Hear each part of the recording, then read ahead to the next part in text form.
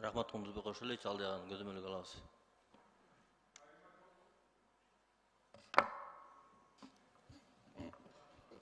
Рахмат. Кийинки сөз Масалиев Исхак Абсаматовичке берилет. Рахмат. Ким мага жооп берет билбейм.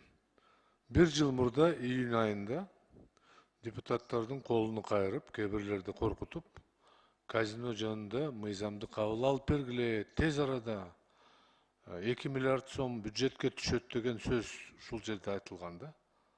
Канча акча түштү бюджетке бүгүнкү күнгө чейин? Ким айта алат?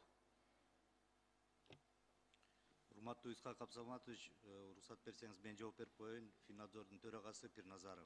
Болбойт, микрофонго жакына. Исхак Абсаматович, уруксат берсеңиз мен жооп берип коеюн. Финнадзордун төрагасы Пирназаров. Бүгүнкү күндө оюн зоок ишкерлигине жалпысынан алганда 5 лицензия берилди. Анын ичинде 4 букмекердик конторага, 1 казиного. Жалпысынан алганда бүгүнкү күндө республикалык бюджетке бул лицензияларды берүүнөн түшкөн акчанын көлөмү болсо 126 миллион сом болду. 326 миллион? 126. Канча казинодон?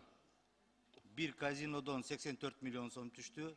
4 букмекердик конторадан болсо 42 миллион сом түштү. Миллиард деген сөз жок азырынча. Экинчи суроо. Бул мыйзамды негизи ошол мезгилде эле кабыл алыш керек болчу чогуу. Себеби бир жылдан бери мыйзамсыз казино деп ГКНБ, МВД, башка органдар кармап, бүт интернетке чыгарып атат. Бирок кайсы берене боюнча жоопко тартылып атат? Штраф салабы, мүлкүнү конфискация кылабы, кандай болот? Эгерде кылмыш кодексте жок болсо, кантип жоопко тартып атат? Исхак Абсаматович, бул боюнча мемлекет боюнча улуттук коопсуздук кызматы айлыктанып атат. Мемлекет боюнча алар налог жагынан жана незаконный предпринимательский деятельность жагынан эметип атышат да. Ошол жагынан привлекать этип атышат. Жок, аяка кирбейт, ал туура эмес, ал башка мыйзам. Казино боюнча өзгөчө мыйзам.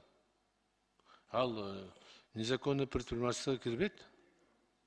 Бул мыйзамда аталган түрү деп эсептелет.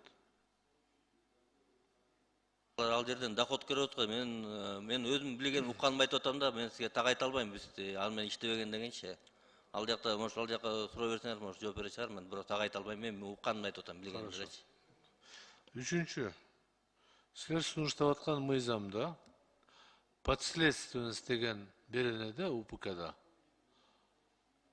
160 беренеде прокуратура деп жүрөт. Прокуратура проводит следствие по уголовным делах и так далее. А бизге мыйзам долбоору келди го, прокуратурадан тергөөнү алабыз деп. Кандай болот? Анан бир айдан кийин силер дагы өзгөртүү киргизесиңерби? Алмаз Акунжанович, наложение болуп атпайбы? Бир айдан кийин, скорее всего, июндун аягына акыркы күнгө прокуратуранын өзгөртүүлөрдү тергөөнү алып таштайбыз деген аракет ишке ашышы мүмкүн. Анда булардын мыйзамы кайра өзгөртүлүш керекпи? Исхак Абсаматович, биз бир статьянын эле бир бөлүгүнө кирип атат. Ушул статьяны кошуп, бул ички иштер министрлигинин карамагында болот, бул тергөө иштери деп. Биз толук статьяга өзгөртүү киргизген жерибиз жок да. Жок, эмнеге кирген жок? Кирген мына силерде. 319 берене, 159 беренеге подследственность деген жерде өзүңөрдү кошуп атасыңар. Бирок ал жерде прокуратура бар 3-чү пунктунда.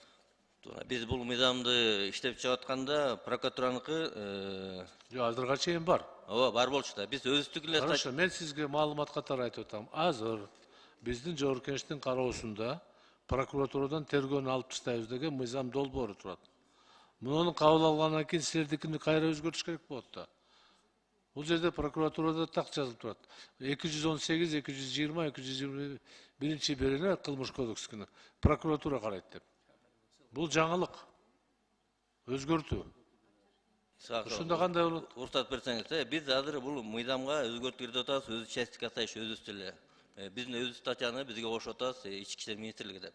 Ал мыйзам боюнча прокуратурадан эгерде толугу менен тергөө алына турган болсо, ал жакта бүт беренеге толугу менен өзгөртүү кирет да.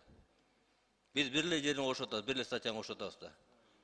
Жок, ал мындай мыйзамдар бар, бири-бирине дал келиш керек да. Дал келиш керек. Бирдей болуш керек. Анан бир мыйзамда тергөө бар, бир мыйзамда тергөө жок. Андай болбойт. Мына азыркы мыйзамды УПКда. Биз эртең долбоорду билбейм барбы жокпу, бүт тергөөнү алып таштап атат. Кандай болот ошондо? Исхак Саматович, биз бу жерден кирип атканда ушу 159 беренеге бир эле статьяны кошуп атабыз. Биздин өзүбүздүн последственность, МВДнын последственность деп кошуп атабыз ушу беренени 219 прим 1 деп эле. А биз не касаемся там последствия, ким кто имеет право расследовать. Аны болсо берки мыйзам менен может өзгөртүү киргизет чыгар да. Аппарат 5-чи микрофонду үйүш берилди. Кечирим сурайм, бүтүрүп коеюн. Силер биринчи окууда сунуштасаңар, анда үчүнчү окууга чейин мен айткан маселени бир ойлонуп сүйлөшүп көргүлө. Бирдей болуш керек да. Алмаз Акунжанович. Баары бирдей болуш керек. Карап көргүлө. Исхак Саматович, биз түшүндүк. Эң туура айтып атабыз. Биз баягы биринчи, экинчи, үчүнчү окууда сөзсүз булар бири-бирине шайкеш келтирилет. Эгерде келтирилип туура келсечи. Рахмат.